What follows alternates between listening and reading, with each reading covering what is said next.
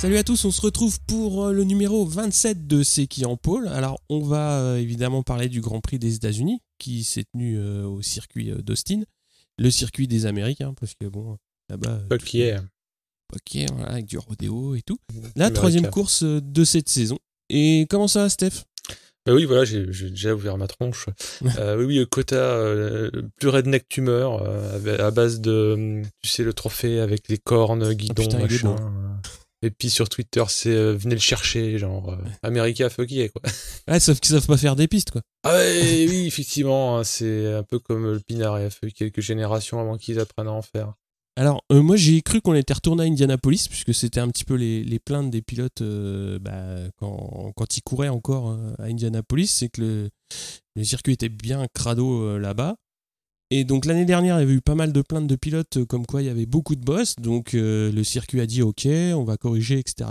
Sauf qu'a priori, ils ont resurfacé à certains endroits.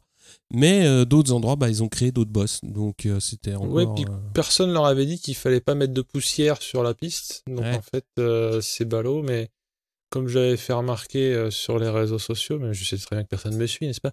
Mais moi, j'ai vraiment cru pendant les qualifs qu'il pleuvait. Je regarde, je vois des trompes, des nuages, enfin des trucs. Et en fait, c'était juste la poussière qui était soulevée par les brels. Jusqu'au FP3, 4, même en course, c'était crade. Hein. Ah bon, on va pas bitcher sur les US gratuitement, mais non. Comme disait MotoGP Addict alias Yann, rendez-nous Laguna Seca. Hein. Ouais, c'était bien là-bas. Ah bon, là on a un peu anticipé le débriefing, mais voilà, c'est les États-Unis. Ouais. Bon, on va parler un petit peu du numéro 27, donc de Casey Stoner, donc un pilote australien qui est né en 85. Donc en 2001, il va, donc, comme je l'ai dit, démarrer en 125 et il va monter directement l'année suivante en 2,5, mais les résultats vont pas être tout à fait au rendez-vous. Donc il va redescendre en 125 en 2003-2004. Il va remporter ses premières courses et remonter en 2,5 en 2005. Et là, il va choper donc une deuxième place au général et il va monter en MotoGP directement l'année suivante, donc en 2006, sur Honda Satellite chez LCR. Donc il va faire une bonne première année à tel point qu'il va partir chez Ducati, donc officiel.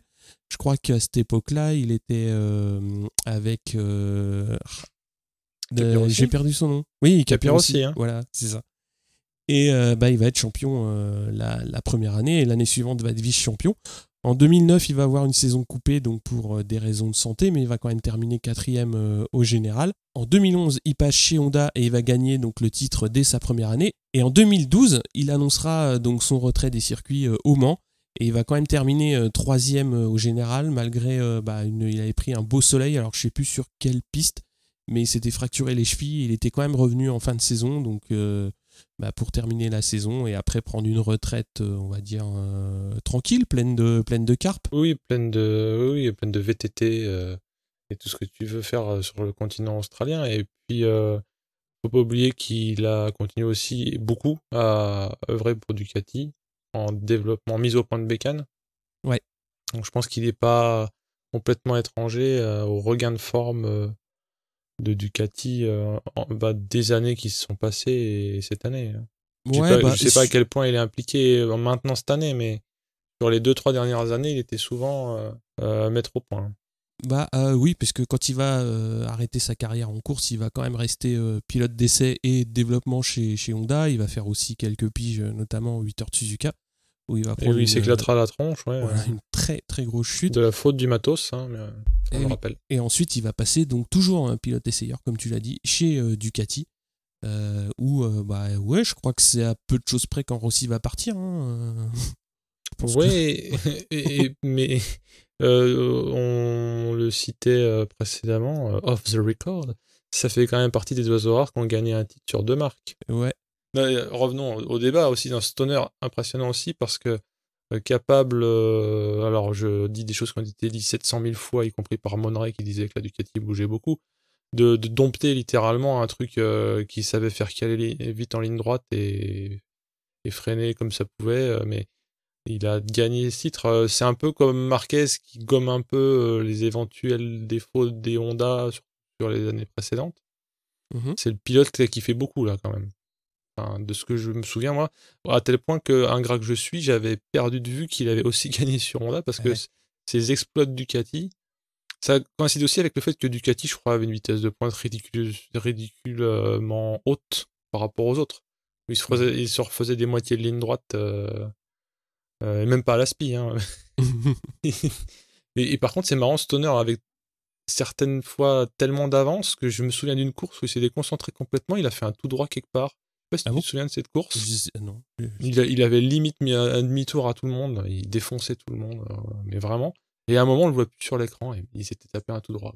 Alors, au niveau palmarès, donc c'est en 125, 30 courses, 2 victoires, 10 podiums.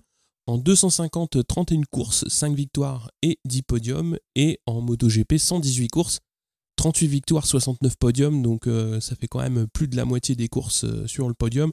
C'est quand même pas rien. Et donc, 2 titres en MotoGP. Donc, c'est un beau palmarès. Ouais. Je pense que tout le monde s'en souvient comme... Oui. Il s'est fait une retraite à la Jordan, mais sans les retours. C'est-à-dire qu'il est parti assez tôt, quoi. Ouais. Assez tôt et au sommet. Hein.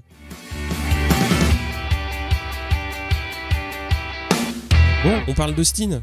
Alors déjà, il y a eu quand même des petites discussions post-argentiniennes qui étaient assez rigolotes, notamment une bonne prise de bec entre Espargaro et Siméon. Oui, c'est la bataille des champions, quoi. Non, mais c'était assez marrant de les voir se pouiller. Alors, c'est marrant parce que Siméon, on l'a vu ce week-end, il fait de la peine. En termes de chrono, on parle. Mais par contre, j'ai bien aimé comme il se s'envolait dans les plumes. Parce que je ne sais pas, je crois qu'Espargaro avait dû à un moment évoquer certains pilotes qui étaient venus à coup de portefeuille aussi. Je sais pas si t'avais noté. Ouais, ça a commencé comme ça. C'est Siméon qui a ouvert le bal en disant... Oui. Siméon, après, s'est senti visé. C'est curieux. Comme quoi les pilotes achèteraient leur guidon parfois. Bon, après aussi, Rossi en a remis une couche en postant une photo en disant que sa course avait été détruite par un pilote. Voilà, ça n'a amené rien de bon, on va dire. Ouais, nous, on va pas en rajouter, parce que de toute façon, c'est sursuivi. Alors, d'aucuns, quand même, pointe, et là, je détourne l'attention pour pas passer pour quelqu'un qui hurle avec les loups. Pointer un peu la façon dont MotoGP.com a monté le truc aussi en mayonnaise dans ses annonces du style regardez comme ils se détestent, c'est reparti comme en 40 ou en 2015 pour les plus jeunes. C'est ça. Donc MotoGP.com ne serait pas... Alors, je pense qu'il n'y a pas eu besoin de MotoGP.com pour que la mayonnaise prenne. Attention. Ce qui m'a étonné, c'est surtout ça, c'est que il y a des grosses annonces en disant waouh, conférence de presse. Oui, alors le coup des conférences de presse qui d'ailleurs sont faites d'habitude, ce que les gens appellent des débriefings d'avant-course, mais bon. Et là, ils ont juste retransmis en live et en le signalant, genre breaking news. Merci pour ce teasing, MotoGP.com. Entre ça et me faire des liens vers des vidéos auxquelles j'aurais jamais accès, parce que oui, je suis registered mais pas payant. Eh ben, laissez-moi vous le dire, messieurs, dames, y en a marre. Bon, c'est pas grave. Bon, il y a quand même une quasi-officialisation de la prolongation de Rins chez Suzuki, puisqu'il a annoncé lui-même qu'il avait reçu une offre qu'on ne peut pas refuser. Donc je pense qu'il va pas la refuser. Hein. Oui, c'est pas une tête de cheval dans le lit, quoi. Randy Mamola a été érigé au Hall of Fame pour les vieux comme nous. Hein, je vais pas dire que moi, parce que bon, les cadras quand même... Tout ça, mais c'est le fameux high side rattrapé à base de barefoot dans l'herbe que je remonte sur la moto sur une Rothmans, je crois, je sais pas si tu vois la scène. Oui, c'est bisous à la bulle avec la visière et, ouais. et je descends de moto et je remonte dessus barefoot, et vous avez rien vu. Oups. Voilà, et puis même là, après avoir pris sa retraite, a beaucoup fait parce qu'il a toujours été dans le paddock et notamment a fait faire des tours aux gens sur sa biplace, donc une MotoGP biplace notamment, je crois qu'il a emmené Jordan faire le Mickey. Ouais, je crois bien. Il a une belle prise au vent, je pense, hein, j'imagine, avec ce on avait parlé avec Thomas. Et il a, par contre, chose que je ne savais pas, et donc je lui rends grâce, a priori, vachement œuvré pour des projets humanitaires en Afrique. Certes autour de la moto, mais pas pour faire le Paris-Dakar, pour amener des moyens de locomotion dans des contrées qui en manquaient cruellement. Donc... Et quand il était à la remise des prix, il était en mode larmichette, mais c'était pas la remise des Césars, quoi. C'était vraiment Franco de Port et il s'adressait à ses homologues, eux aussi retraités, en disant que certes ils n'avaient pas été dans les mêmes teams ni eu les mêmes intérêts, mais que globalement c'était ça qui faisait la beauté du sport. Donc je pense qu'il était 100% full sincère là-dessus, en mode full valeur comme dirait 2 heures de perdu. Donc là, moi j'aime bien ce mec, donc voilà. Je crois aussi qu'il y a son gamin, entre guillemets, qui émerge aussi dans les sports mécaniques. Ouais, je crois bien. C'est un peu comme la famille Hayden, quoi. C'est la dynastie motorsport. Voilà, mais bon, ça me plaisait de parler de cet homme-là qui a été fort valable, je pense. Bah oui, à cette époque-là, il y avait plein de très très bons pilotes et puis c'était. Moi, je ne le connais que par. Port. Oui, c'est ça. C'était des trucs un peu plus violents. Enfin, toujours, les gens disent toujours oui, c'était mieux avant, machin, les 2 temps, je sais pas quoi. Mais oui, a priori, c'était un peu moins guindé, on va dire. Même si le MotoGP est pas très guindé si on compare à la F1 ou au foot, mais je me suis fait beaucoup d'amis là, je pense, en disant cette phrase, mais on va la garder quand même. On va la garder quand même. Non, bah mais oui. pour ça, je pense qu'il faut au moins ceux qui ont un accès à MotoGP.com aller revoir les 2-3 départs en 502 temps du fin des années 90, début 2000, où il n'y avait pas de traction control, où il n'y avait pas d'anti-wheeling. Ah ouais, non, mais c'était aussi est-ce que je crois que c'était contemporain de McCoy avec tout en travers. Ouais, c'était toute cette époque-là. C'était des mecs, c'est-à-dire que la glisse n'a pas été inventée par Stoner Marquez ou consort, mais c'était des gros glisseurs. Les mecs. Ouais, il y a eu un petit communiqué quand même samedi pour annoncer que les commissaires de course vont durcir un peu le ton et se montrer un petit peu plus sévères. On va le voir assez rapidement, compte tenu de ce qui va se passer en MotoGP. Mais oui, alors a priori, donc il y a eu une commission de sécurité vendredi entre les pilotes. Pas beaucoup de choses ont filtré, on va dire. Mais il y a certains pilotes qui ont parlé, comme quoi effectivement, ils se plaignaient. Ils ont été assez d'accord pour dire qu'il fallait des sanctions un petit peu plus dures. Donc, on verra ce que ça va donner. J'ai vu un petit off the record d'Eurosport sur une éventuelle passe d'armes entre l'excellent Marc Marquez et Rossi. En version française, forcément mal traduite parce que c'est moi. Je pense que c'est sorti du contexte parce que la discussion peut pas commencer comme ça, mais c'est on a tous appris de toi, Vallée, dit Marc Marquez, et le susnommé Vallée de répondre oui, mais moi, à 20 ans de carrière, j'ai sorti 4 ou 5 pilotes, et toi, en une course, t'en as déjà sorti plus. Voilà, c'est le genre de cours de récré qui se continue, tu vois. Non, mais après, parce que connaissant le Lascar et les ressources qu'il a, et comme on l'a vu aussi, parce que les qualifs ont été relativement bonnes pour lui, on y reviendra. Je dis relativement parce qu'il fut un temps, il faisait 7, 8 ou 9 à la Lorenzo, quoi. Là, il était bien ce week-end. Enfin, il a même entamé assez fort. Hein. De mémoire, la FP1, il s'est montré très tôt avec des super pendules. Ce qui est pas... Il n'est pas coutumier. On sait bien que la FP1 ne veut pas dire grand-chose, mais moi, de tout ce que je suis depuis que je m'intéresse un peu plus à Rossi, ces qualifs ont toujours été calamiteuses ces dernières années. Les débuts de qualif. Je sais pas si tu as le même avis que moi. Je te dis des âneries. Hein. Je trouve que c'est assez irrégulier, moi, surtout. Irrégulier, mais surtout vers le bas. C'est-à-dire qu'il fait rarement 1 pilier x 8, voilà. Mais il fait toujours ventre mou de la Q2. Ouais. Toujours entre 4 et 8, quoi. Ouais, oui. Voilà, mais ça fait pas plaisir quand on sait... Ouais, ça a toujours été un coureur du dimanche et pas du samedi. Ouais, moi je suis un moteur du dimanche, mais ça n'a rien à voir.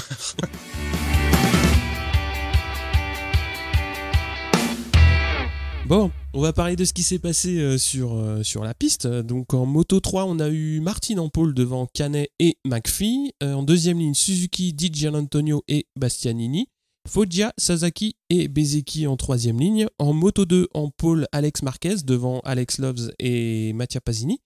Pecco Bagnaia, Mir et Marini en deuxième ligne. Troisième ligne pour Vieré, Schroeter et Quartararo, dis-moi, 9e temps. On a Oliveira qui était quand même un peu loin, 12e, et Jules Danilo qui est 30e. Je te passe la main pour le MotoGP. On n'a pas eu de biscuit qui croque sous la dent dans la mesure où il n'y a pas eu de Resta piégé en Q1. Pourquoi les regards se tourneraient-ils vers Lorenzo? Je ne sais pas, mais bon, Lorenzo était en Q2 d'ores et déjà.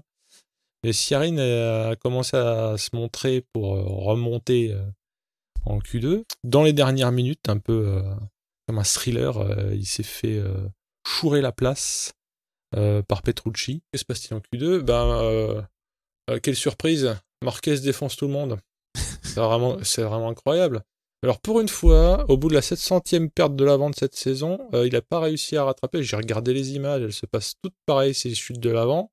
Enfin, excuse-moi, j'aurais fait perte de l'avant. Sauf que là, pour une raison qu'on ignore, pendant que son cuir était en train de rattraper tout le reste de la moto, il y a la roue arrière qui a raccroché un truc et ça lui a fait faire un quart de tour, donc il s'est vraiment viandé. Tout de suite, il court récupérer une autre brelle. Avec la dite brelle, il reclaque une encore meilleure pendule. Ça doit être soit l'adrénaline, soit le talent, soit les deux. Hein, donc Par contre, ce qui a beaucoup fait parler, parce qu'en plus on est vraiment sur la lancée de l'Argentine, quoi qu'on veuille en dire, c'est qu'il a gêné Viñales. Alors Viñales, on en a un peu parlé par message interposé, on a un peu rajouté aussi, alors en levant 12 fois les bras au ciel, alors qu'est-ce que ça, c'est incroyable, danger public, en se retournant, en toisant même 2 virages plus loin Marquez. Ce qu'on peut comprendre parce qu'il s'est aussi fait chourer son tour lancé. Hein. Et c'était dans la fin de la qualif, donc c'est là où on paye les musiciens. Donc Viñales n'a pas pu faire mieux que 2e place. Iannone 3e, le gars. Et alors, on peut même plus bitcher. Hein, on peut pas se moquer. Hein. Zarco 4, parce que quand même, il a peiné un Zarco de son propre aveu en débrief post-week-end.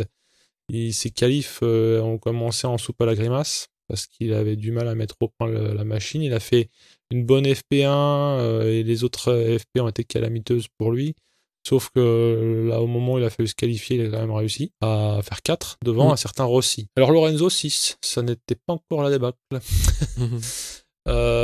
Mais comme on l'a évoqué, Marquez gêne Viñales et écope donc d'une sanction, ce qui fait que mécaniquement, alors, il est rétrogradé de 3 places, donc mécaniquement, la pole revient, la pole du dimanche, elle revient à Viñales.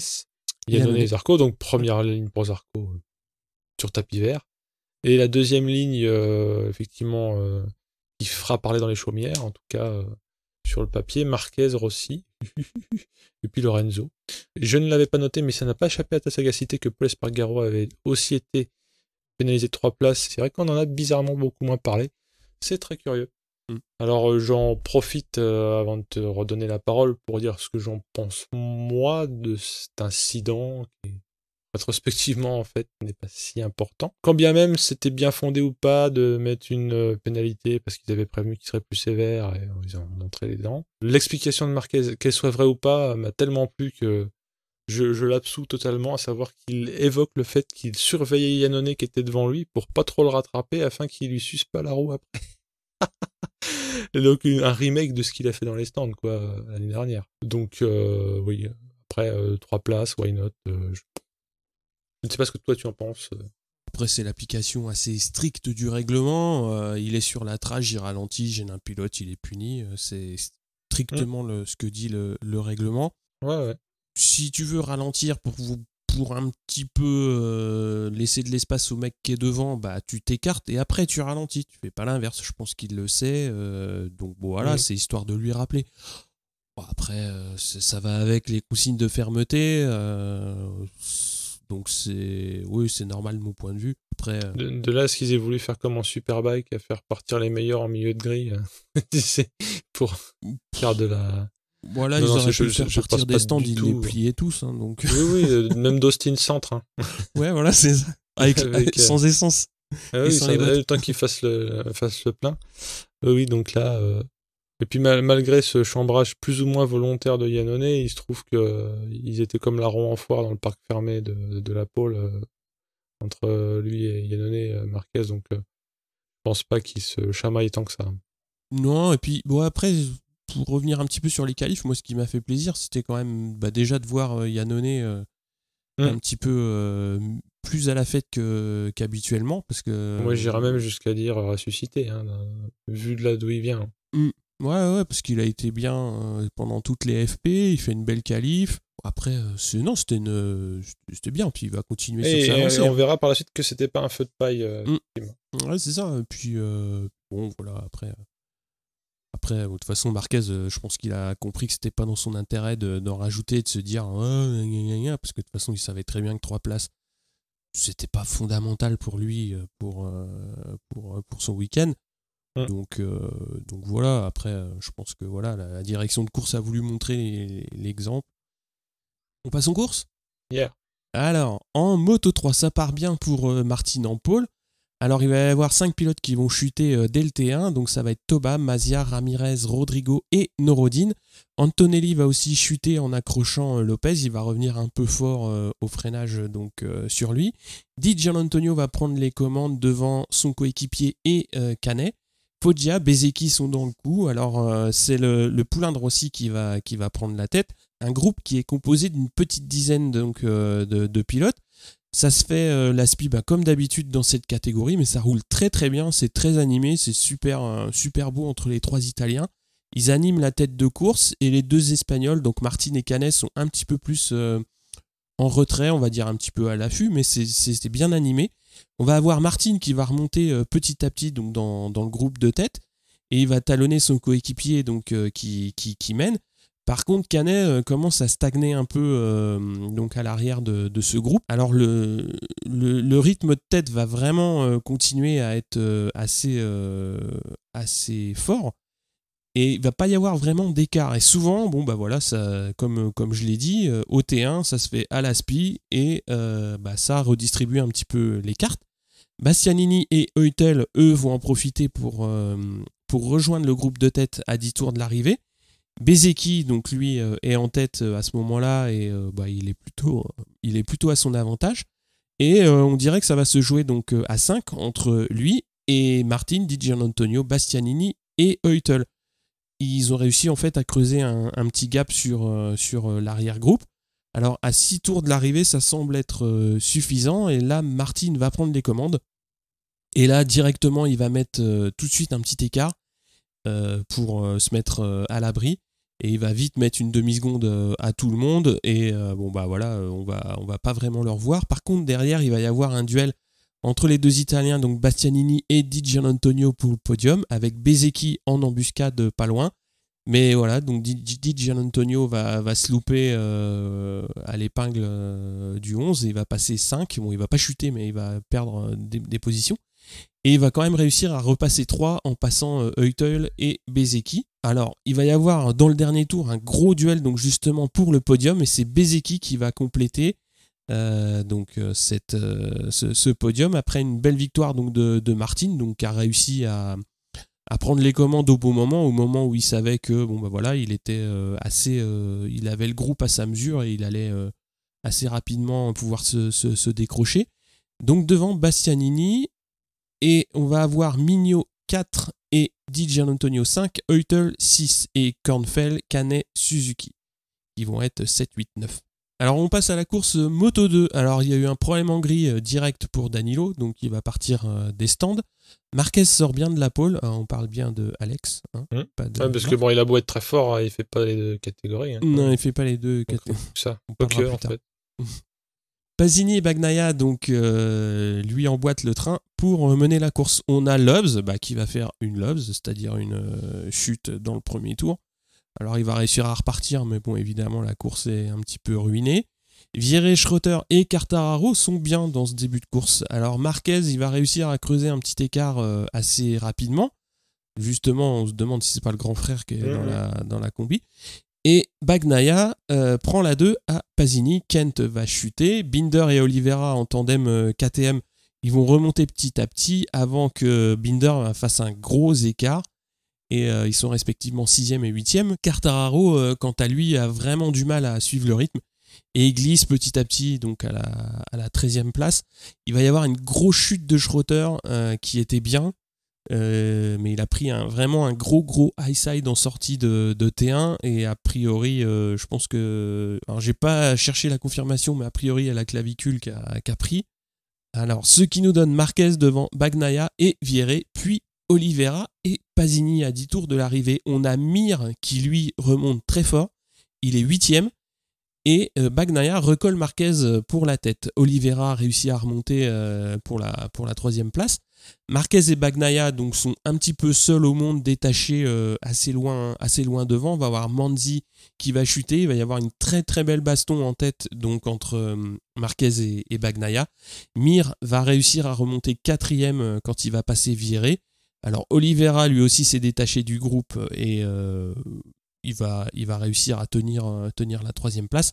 Et en tête, ça se dépouille toujours autant. C'est vraiment une belle passe d'armes entre les deux. Vieré va chuter à 4 tours de la fin, donc c'est dommage parce qu'il était bien placé. Et Marquez va faire 2-3 petites erreurs donc dans les derniers tours qui vont le décrocher de Bagnaia. Donc l'Italien va s'imposer devant Marquez et Oliveira. On va avoir Mir 4e, Lecuona 5e, Binder 6 et Pasini, Navarro et Egerter. Côté Frenchy, on a Quartararo qui fait 15e et Danilo 26e. Cette course Moto 2, moi j'ai vraiment bien aimé l'animation qu'il y a eu en tête. Alors, même si ça s'est joué un petit peu, Marquez a craqué un petit peu en fin de course, on va dire. Je l'ai regardé et j'ai surtout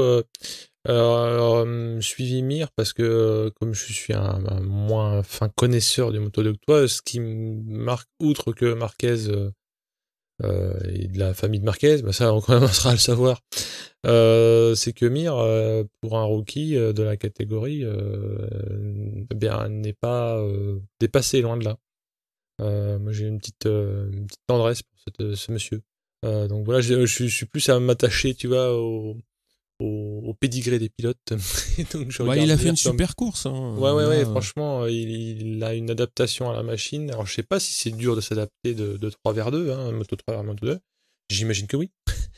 Et donc il tient un Rageo, t'as pas mal de personnes qui ont quelques années quand même de bagage, donc ça m'a impressionné, ouais. Bon, on passe au GP, donc. Donc les gros cubes, n'est-ce pas eh bien, on a évoqué Yannone tout à l'heure et il n'a pas fait que le feu de Bengale qui s'éteint au bout de 10 secondes parce que il démarre fort déjà et il va rester fort assez longtemps, on va le voir. Et ce diable de Marquez dès le premier virage, il me semble, est déjà 2. Hein. Vignales part moins mal que les autres fois, que les 2 Grand Prix précédents, parce que Vignales, on l'a vu dans les 2 précédents GP, avait du mal au début. Peut-être, certains disent, dû à la répartition des masses d'essence, il est moins à l'aise en début de course qu'en fin. Et Rossi 6, alors quand tu deviens philosophe comme moi, tu dis c'est pas si mal, mais bon, ça fait chier pour faire le whole shot de temps en temps, merde. Mais bon, c'est pas non plus un animal de whole shot. Rossi 6, alors je commence à regarder où est-ce qu'il y a du jaune et du bleu, mais le jaune et bleu que je vois, c'est surtout Yannone devant, hein, parce que il flambe le gars. Fallait bien qu'on trouve un truc à s'intéresser, sachant qu'on était quasiment certain que Marquez gagnerait. Et boum, Marquez dépasse propre d'ailleurs, hein, on peut le signaler, en fait. Mais Yannone s'accroche, pas bizarrement, mais s'accroche étonnamment bien. Il arrive à rester dans sa roue. Pas à 3 longueurs. Hein.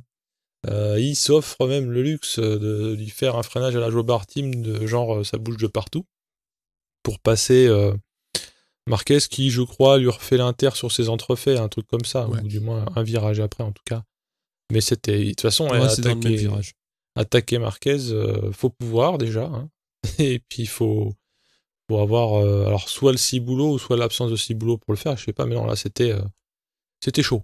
C'était le moment chaud du Grand Prix, on va pas non plus survendre le truc, parce qu'après ça s'observe et ça se marque un petit peu entre Vignales et Rossi qui sont un peu derrière. Là où il y a, je trouve personnellement eu le plus d'animation, c'était les quelques passes d'armes, enfin la passe d'armes en quelques épisodes entre Crutchlow et Zarco. Sachant que Dovi comptait les points, tenait la chandelle et récoltait les jetons à la fin. Mais pendant ce temps, Lorenzo, qui était parti 6, se retrouve 9. On verra après qu'il se fait bolosser façon, comme on dit dans les cours d'école.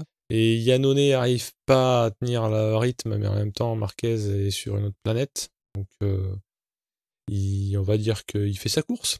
Oui, voilà. et un peu comme Indurain dans les beaux temps du dopage dans les contre-la-montre.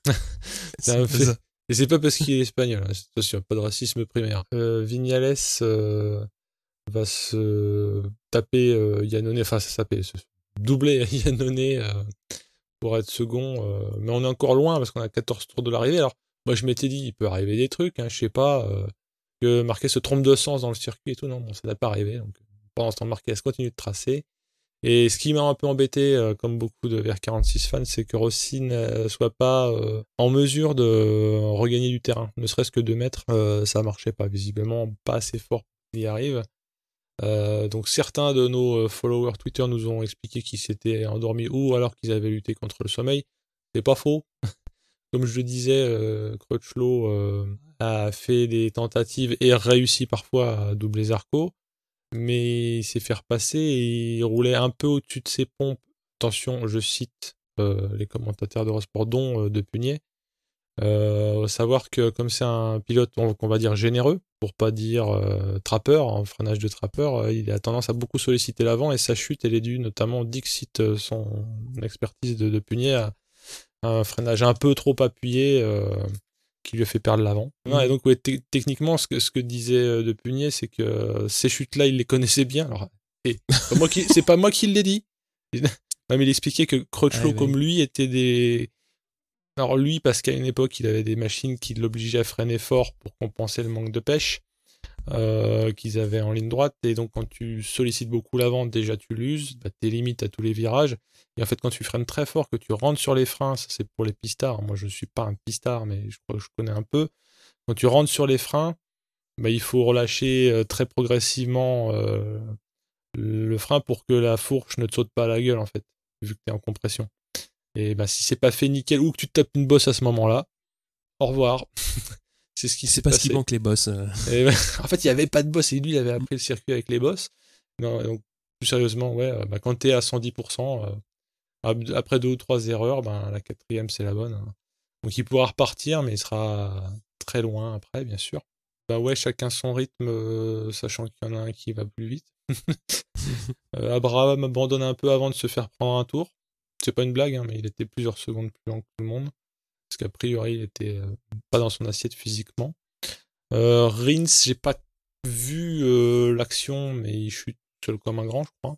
Ouais, il chute tout seul et la moto reste dans la trajectoire. Donc, il a fait un peu le commissaire de piste, il s'est relevé dans l'herbe et il a prévenu les copains. Ouais. Oui, j'ai vu la photo, la style photo, mais je savais pas si c'était dû à quoi que ce soit, visiblement. Et effectivement, Marquez a le temps de se faire les ongles, hein, tout avec nonchalance, qu'on imagine en tout cas. Et Dovi se rapproche de Zarco, il fait un peu le grigou en ne passant pas trop tôt, est-ce que c'était exprès ou pas, mais en tout cas il lâche un peu Pedrosa qui lui-même était capitaine courage parce qu'il il revient de blessure hein, suite à son high side d'Argentine. Il a un pouce opéré il y a à peine refermé.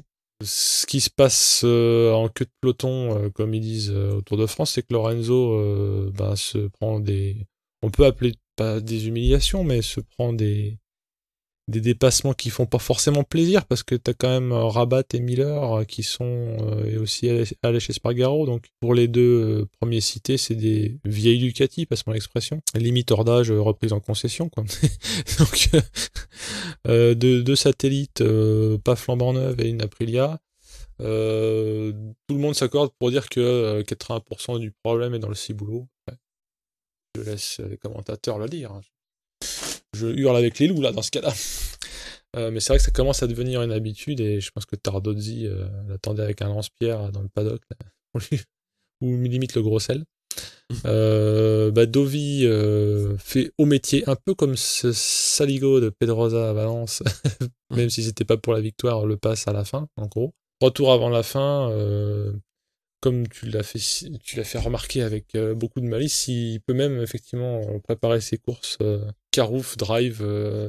Je sais pas, en fait il a dû aller repasser par les stands, se prendre une petite boisson là, et puis ni vu ni connu. Plus sérieusement, oui, il y avait tellement pas photo.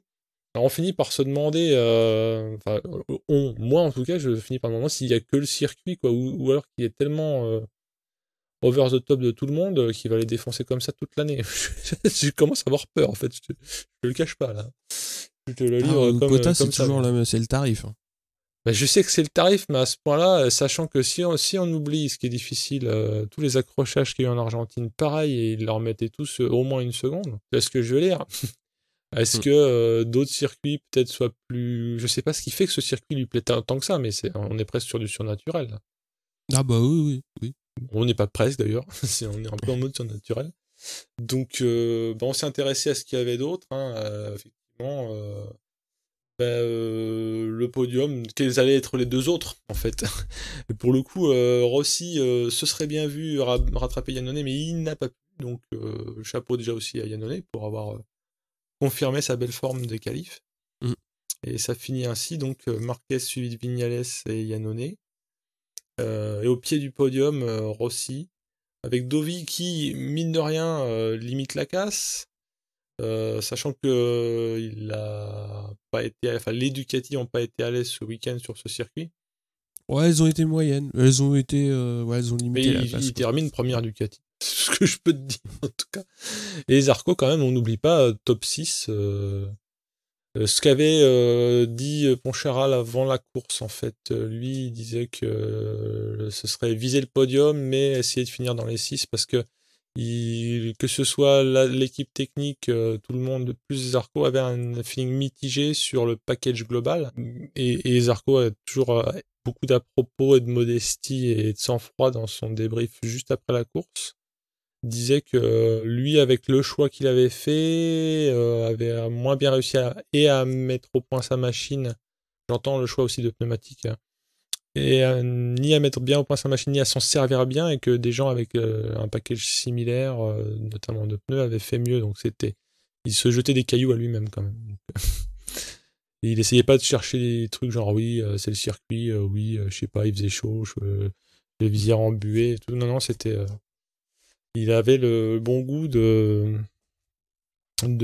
surtout positiver, ouais, aussi en disant que même ayant dit tout ça, il commence à vachement mieux cerner la Yamaha qu'avant, la Yamaha qui est à sa disposition. Alors pareil, des discussions Poncharalo, Tissier, Saron, DFP, ressortait le fait quand même que même si Poncharal voulait absolument pas répondre oui à tout ce que leur disaient les autres, c'est pas le même moteur du tout en fait que Yamaha. Il y a des innovations en moins, donc ils sont certes sur le vieux modèle. Alors on a vu par le passé que ça pouvait être plutôt une bonne nouvelle, mais il disait que le coup des 500 RPM, en fait on s'en fout parce que c'est même pas le même moteur. C'est ce que je ne savais pas d'ailleurs. Je sais pas si tu étais au courant, mais c'est-à-dire qu'en termes de motorisation, c'est pas du tout comparable. Donc finalement les 500 RPM, lui il disait qu'il s'en foutait de savoir ça parce que a priori le crossplane serait pas le même du tout. Pas du tout. Après j'imagine que des pistons, c'est en métal, il y a de l'essence dedans, mais le calage c'est la même. Mais que on pouvait pas vraiment comparer facilement les machines, y compris niveau moteur, pas que le cadre. Donc voilà, écoute, on verra bien si Zarco continue un peu de narguer les Yamaha, même si là ça n'a pas été le cas, parce que les officiels ont fini devant quand même. On peut le noter, c'est pas toujours. Hein. Pas toujours le cas. Ouais, mon petit Rabat, Miller et Espargaro sont devant Lorenzo qui finit avec une 11e place. Hein. C'est une place à 2 chiffres. Ça, je te dis, ça va pas plaire à Tardosi cette histoire. Hein. Il va lui faire payer les tournées. Hein. Faut pas être grand clair pour le voir. Moi j'avais pensé en début de saison, avant le début de la saison, que vu comment ça se passait aux essais, y compris son discours positiviste, c'était vachement mieux. Et qu'il était touche-touche avec Dovi en termes de capacité à ramener des points. Bah là, non. Donc je lui souhaite pas que ça dure, parce que c'est jamais plaisant. Surtout qu'on le sait, et on l'a déjà dit à répéter, y compris off et on the record, on sait que ce mec est un pilote d'exception. Il n'y a même pas de question. Tu perds pas le mojo du pilotage, par contre tu peux perdre le mojo du ciboulot. C'est un peu les vases communicants avec Dovi qui a attrapé la gagne l'année dernière au Mugello. Dovi il mûrit. Il mûrit bien. Et... Lorenzo il se flétrit, c'est ça que tu veux dire, comme les poires. Non, mais Lorenzo, faut voir les choses en face. Sur Ducati, ça prend pas.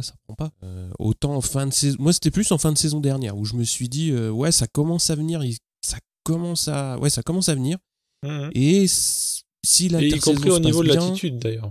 Ouais, au niveau si de on oublie le mapping 8, avant mapping 8. Ouais, voilà. Et puis l'intersaison, il est reparti pire que quand il est arrivé, quand il a pris la moto l'année dernière. Après, je pense que ça va être compliqué de rester. Parce que... je sais même pas si ni lui ni le team ont envie de ça, hein, d'ailleurs. J'avance des pions complètement, mais... j'ai du mal à imaginer que lui et ou le team Ducati aient envie qu'il reste. Mais je sais pas. Non, moi je vois, il y a d'intérêt pour personne pour le moment, puisque de toute façon, les résultats sont pas là. Bon, voilà. Après, en plus, on n'a pas parlé de sa déclaration un petit peu... quand il a dit je suis le seul à avoir battu Marquez au championnat depuis qu'il est arrivé en MotoGP. Bon, alors ça m'avait pas marqué, effectivement. Ah bon si, mais maintenant que tu me le dis, oui, mais j'avais... c'est compliqué, quoi. Comme finalement il est un peu en train de jouer avec son caca en ce moment, j'avais même pas relevé. Je fais oui, effectivement. Mais non, mais c'est assez compliqué. Moi, je trouve que honnêtement, quand t'as ce problème en piste, il y a un problème de melon quand même. Je sais pas où est le problème, mais il y a un problème en piste déjà. Donc quand on te pose des questions, exactement.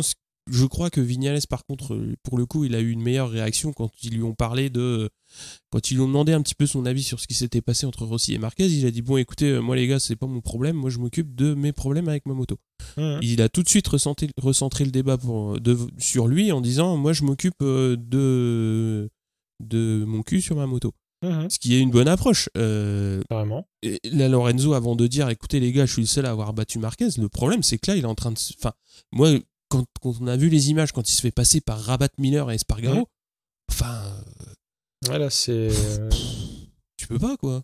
Rabat, faut voir d'où il vient. Autant. Et bon, après, ça amène un autre débat, puisque Rabat, il est nettement plus à l'aise sur la Ducati qu'il n'était sur la Honda Satellite de marque VDS. Et ça rejoint ce que je pensais un petit peu en intersaison, c'est que la Honda marque VDS est un peu pourrie, vu ce qu'en fait Morbidelli. Ça, c'est un autre débat. C'est effectivement un truc que j'ai remarqué, c'est que Morbidelli est pas à la fête, c'est-à-dire qu'il ne fait pas une Marquez, quoi. Ah bah non. Bon, ce ne sont pas les mêmes bécanes et tout, mais c'est-à-dire que Morbidelli, je l'attendais plus rutilant, mais j'étais pas à même de m'imaginer que la moto pouvait le desservir, ce que tu as l'air de dire, et je veux bien croire. Clairement. Enfin, c'est un point dont on avait parlé en début, en préparation de saison. Moi, je voulais voir ce que donnait Rabat sur la Ducati. Et ben pour une équipe entre guillemets de même pas satellite, puisque c'est pas Pramac, quoi. Mais mais voilà, il est dans une équipe qui a quand même du matériel correct. Là, il montre qu'il peut jouer les top 10 et à la régulière, c'est-à-dire sur le sec. Il est dans le top 10. Donc ça prouve au moins qu'au niveau pilotage, il est là. Mais ça prouve surtout que la Honda Satellite de marque VDS, elle est pas là. Et c'est aussi pour ça que Morbidelli, c'est compliqué pour lui. Mais on a dévié de Lorenzo. Et, oui, c'est vrai. On se ressente sur Lorenzo. Tels les hyènes qui finissent un gnou agonisant, on peut. Mais non, mais le problème, là, il y a un gros problème, quoi. Ah oui, mais je te dis, moi, j'ai du mal à le prendre en pitié parce qu'il a ses accès de melon souvent pas au meilleur moment, en plus. Des réactions d'orgueil. Et ouais, c'est, encore une fois, il est difficile à lire en termes de comportement. On va dire qu'un Iannone a bien mieux réagi au tout le shitstorm qui l'entourait l'année dernière. Finalement, quand tu compares, là, la seule chose qu'il a dit en interview quand il était dans le parc fermé, c'est-à-dire moi, j'ai entendu pas mal de choses pour moi, mais je suis content d'avoir pu montrer que je pouvais faire des belles choses. Il a fait du politiquement correct, sans oublier de rappeler que ça l'avait saoulé quand on l'ait appuyé sur la tête. Et on n'était pas les derniers à l'époque, mais nous ne sommes pas des journalistes, nous sommes que des piliers de bistrot.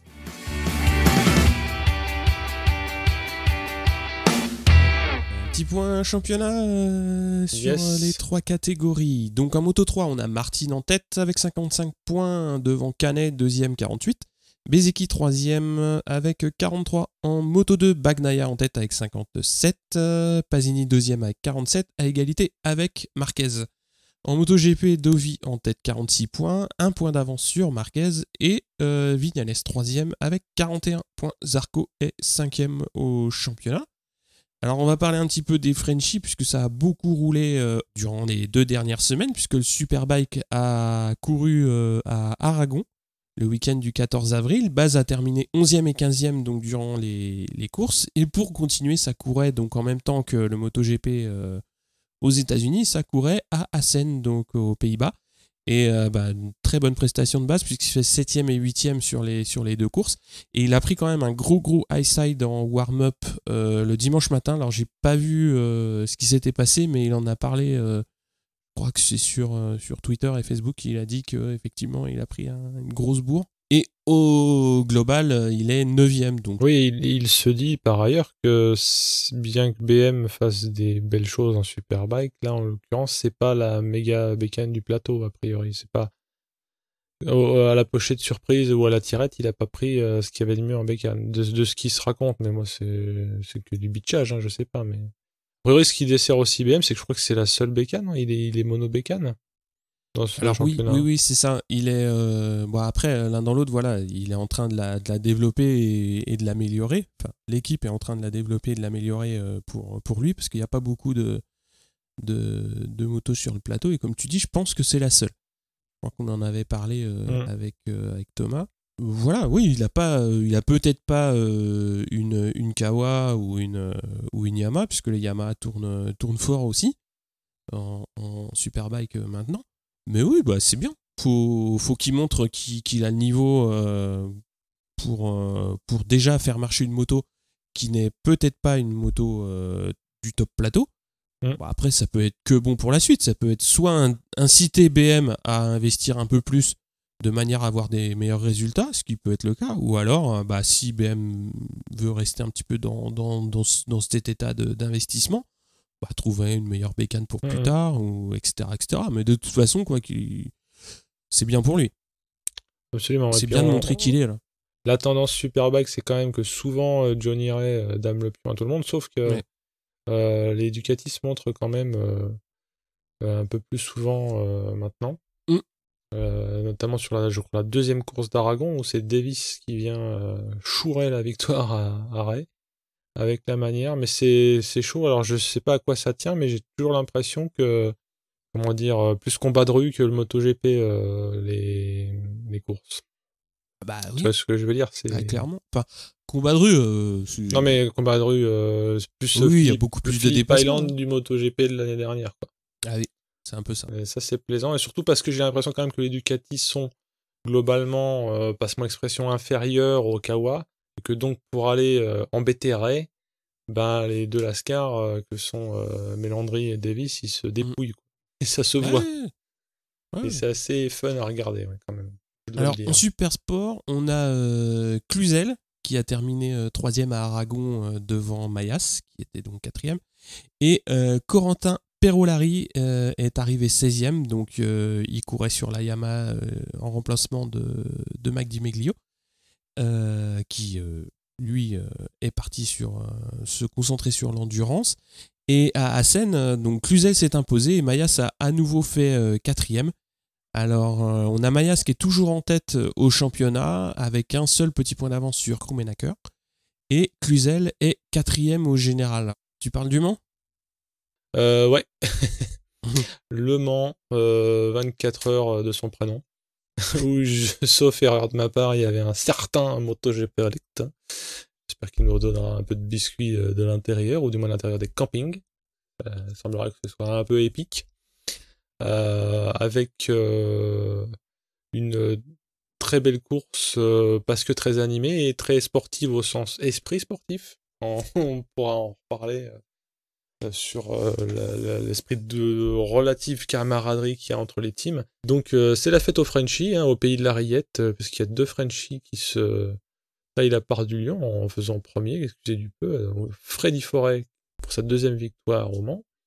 Et Alan Tescher, un autre Frenchie, Cocorico, et l'Australien, encore eux, n'est-ce pas, après Stoner, Josh Hook. Ils se sont attribué le trophée avec la Honda numéro 5, la FCC TCR Honda. Première victoire d'un team japonais au Mans. D'un team japonais, tu veux dire d'un team... basé au Japon. Basé au Japon, parce que les marques de bécanes sont un peu japonaises, c'est pour ça que j'ai tiqué en lisant la news. Oui, le team est nippon au sens... tout comme le GMT 94 vient du 94, là c'est un team du pays du soleil levant. Kawa continue son histoire d'amour un peu contrariée avec De Pugnet, Mathieu Ginès et Jérémy Garnoni, parce qu'il y a eu chute notamment dans le tour de lancement du premier relais post de Pugnet qui fait qu'il y a un petit doigt qui est parti en charpie pour un pilote qui donc De Pugnet a doublé non seulement ce relais là et d'autres après. Il a couru 10 heures sur les 24. C'est ce qu'il racontait au micro d'Eurosport après quand il était en train de débriefer aussi le MotoGP, c'est que c'était un peu l'ascenseur émotionnel parce que pendant la course ils ont eu donc des pépins de chute. Ils ont beaucoup remonté, ils sont beaucoup redescendus, remontés. Et eux, ils visaient la victoire, point barre, et bon, ils terminent 5e. Donc, même si ils essayent de positiver, c'est un peu la loose pour eux. Nous, on trouve que c'est chouette ce qu'ils ont fait. Ouais, bah oui. ils ont un peu les boules, quoi. Et alors les boules, alors c'est le sapin, là. Parce que c'est le sapin du GMT 94, sachant que l'année dernière, ils ont gagné, que c'était épique. Là, ça a été épique, mais ça faisait mal à voir parce qu'en fait, ce qu'on a vu du fait que les images n'étaient pas dispo tout de suite, c'est David Cheka qui pousse ce qu'on pourrait appeler une épave. Et encore, je suis gentil, véhicule économiquement irréparable, VEI, hein, anciennement RSV, réparation supérieure à la vente. Je crois qu'il a poussé sa moto aussi parce que le camion qui était censé ramener les débris accrochés aux roues aurait mis plus de temps, mais visiblement il était à bout de force en arrivant dans les stands. Et tu sais, c'est un peu comme des trucs homériques, il fallait qu'il passe une certaine ligne pour que les mécanos aient le droit de venir lui reprendre sa moto. Je sais pas si t'as vu les images, mais c'était pas triste. Hein. Et donc, ils ont pas le droit de se faire aider. Et donc, Cheka a pulvérisé la moto. Après, sur les images de surveillance du circuit, on a vu que c'était un peu une crutchlow, une perte de l'avant. On va dire bénigne, sauf que bénigne, quand la moto fait des tonneaux, il reste plus rien, quasiment. Et les gars du GMT 94 ont réussi à reconstruire une moto autour du truc, un peu comme dans le 5e élément, si tu vois la scène, quand ils construisent Lilou, là. Ils ont fait ça avec la moto. Et sous les objectifs des caméras, et mes yeux éberlués. Et comme quoi, les gars, ils arrivent à être 4 sur une bécane et à bosser 4 fois plus vite. Parce que généralement, quand t'es 4 sur une bécane, tu bosses 16 fois moins vite. Parce que tu te gênes. Surtout, il manque des vis en général. Oui, ou alors, il y en a en trop. Non, mais c'est bon, t'as fini. C'est quoi tout ça, là? Et puis, t'as un mec qui a remis la boîte à air, alors que t'as pas eu le temps de mettre le moteur, mais parce qu'il était plus vite que toi.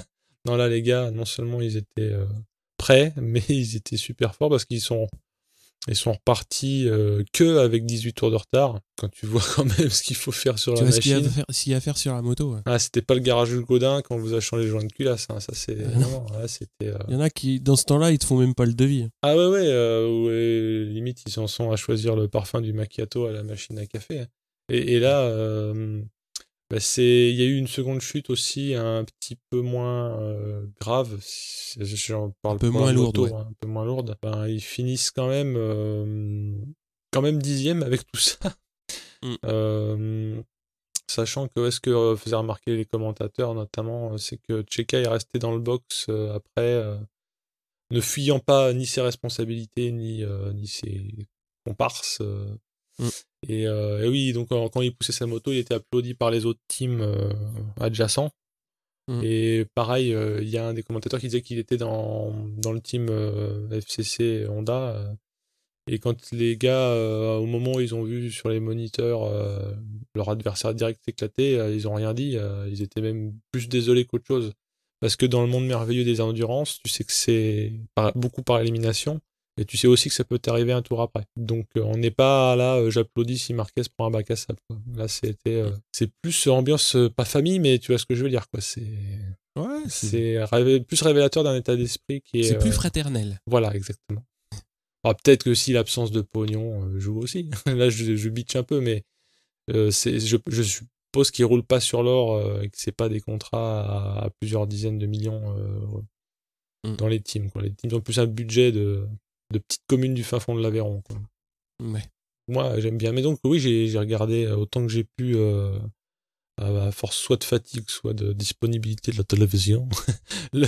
C'était trop chargé les 24 heures. Il y a eu beaucoup de choses à suivre. Donc, tu vois, des 24 heures un peu plus douce amère que celle de l'année dernière, mais bon, c'est le jeu. Bon, on va conclure. Affirmatif. Ouais, et on a quand même eu, effectivement, on parlait de Twitter, on a quand même eu une fort belle gagnante dans The Real Sissy, je ne sais pas si j'ai encore son nom de Twitter, mais c'est Cindy qui rageait à mort de ne pas avoir les goodies. Là, le générateur aléatoire de l'internet du réseau des réseaux l'a désigné. Bon, alors j'ai un peu triché, parce que normalement c'était au premier tirage c'était toi qui avais gagné, parce que tu avais parié Siméon. Mais j'avais parié Siméon. Oui, mais en fait lui il est arrivé premier avec un tour de retard. Donc, donc j'ai refait un tirage et là pour le coup c'est elle qui a gagné. Mais ouais, je maintiens Siméon, je vais être comme ça sur les pronos maintenant. Les outsiders. Voilà. Bon, du coup, la suite des hostilités, c'est le retour en Europe, oui, Caravane revient en Europe.